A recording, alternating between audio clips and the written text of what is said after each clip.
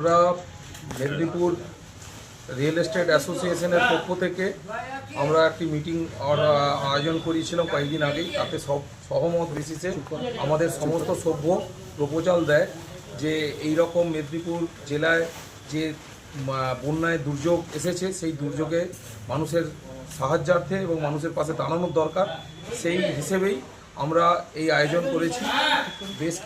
বেশ কিছু মানুষের জন্য সহায়তার জন্য আমরা এই আয়োজনটি করেছি। প্রায় 2000 মানুষের অ্যারেঞ্জমেন্ট আমরা রেখেছি।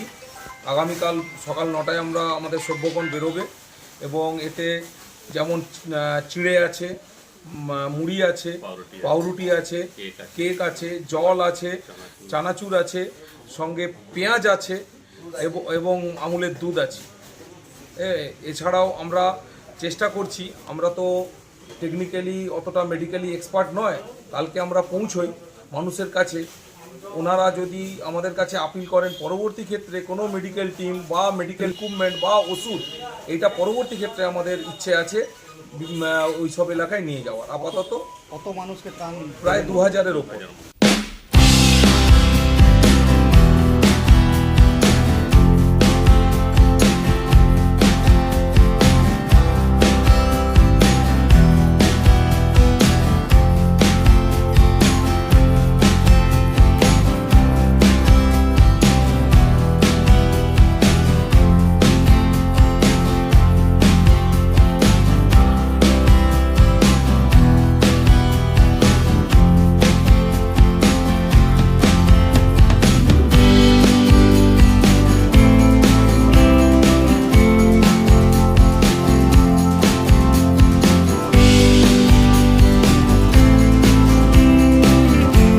এবরা ব্লকের দিকে আমরা যাচ্ছি, এগোচ্ছি। তারপরে আপনার ওই জায়গাটার নাম কি?